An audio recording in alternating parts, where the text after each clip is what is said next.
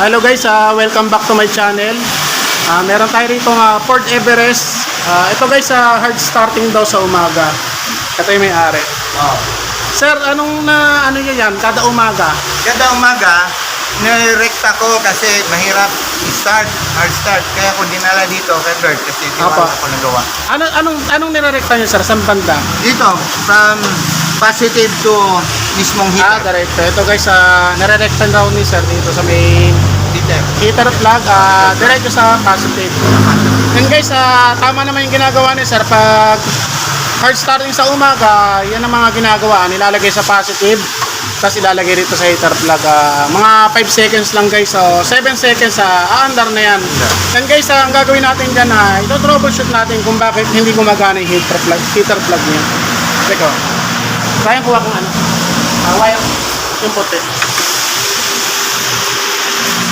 And guys, ituturo ko sa inyo yung location ng heater relay. Sir, ito yung heater relay niyan. Oh, Ito. okay. Akin na i-test trial. Tsaka test light. Tama rin sir yung ginagawa mo. Yan ang mga turo talaga ng mga iba na, tulad yung mga mekaniko, yan ang tinuturo nila sa ano. I-recta mo rito sa positive, diretso yan. Mga 7 seconds na sir, matagal na 7 seconds. Bisa niya sir, 5 lang. Then guys, tatanggalin natin itong heater relay. Titignan natin guys yung pinakalinya niya. Kung anong kulang.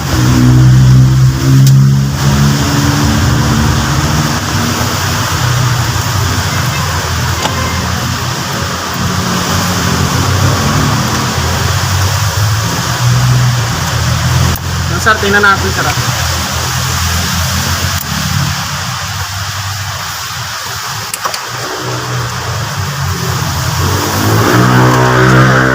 Ilalagay natin itong pinaka-test light ko sa negative. And guys, titingnan natin kung may pinaka-power. O 30. Yung pinaka-socket ng relay. Okay. Then guys, ayaw umilaw. Yan. Ibig sabihin guys, ang problema niyan, pinaka-fuse. Pinaka-fuse ng pinaka-30 niya, yung galing sa battery. Okay. Yan sir, rekta ko muna yung pinaka-ano. Asay wire. Pero naka-off yun ha. Okay lang sir. Galing ha. Yan guys, ito yung positive. Yan, tingnan natin guys kung mag-i-spark to. Check, lagay mo rin sa ano. Yan guys, lagay natin dito para sigurado tayo na yan ang pinaka-relay niya. Direct na naman ko ilaw. Yan guys, umilaw. Yan, ibig sabihin sir, yan ang pinaka-relay. Itong ano natin. And guys, titignan natin yung pinaka-fuse niya kasi automatic guys, pumutok yung fuse. Kunin yung fuse. Dito sir yung pinaka-fuse niya. Ito sir, hindi naman to pwede. Ito mga 20, 40. Yan. Ito sir, ano to 40 yung kulay green. Yan, dito tayo sir. Yan, 60.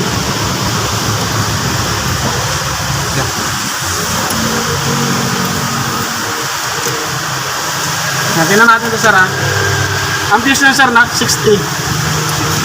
Opo. Ito sir. Then guys, kitang kita naman buka. Okay. Yan sir, putok. Yan, putok. Yan sir, kumiwalay. Okay. Then guys, papakita ko sa inyo guys. Babalik natin to. Tapos lalagay natin dito guys. Yan, walang. Galing ha. Sir, tingnan natin sir. Pag dinikit ko to, umilaw to, ibig sabihin, ito ang pinaka-fuse niya. Yan. Diba sir?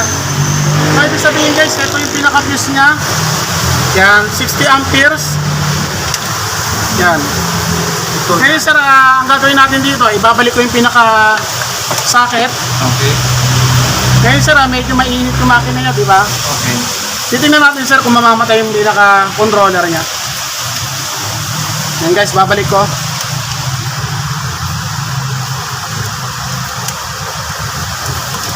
Yan. Sir, paki-on nga susi. Yan natin sir, tignan natin guys kung mamamatay ito.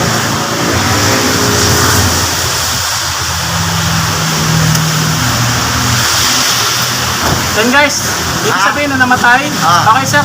Okay. Ang problema niya lang sir, pumutok yung pinaka-fuse. Baka sa katagalan lang kaya pumutok to. Sir, paki-on po ulit. Off, On, saka naka-on. Off niyo po.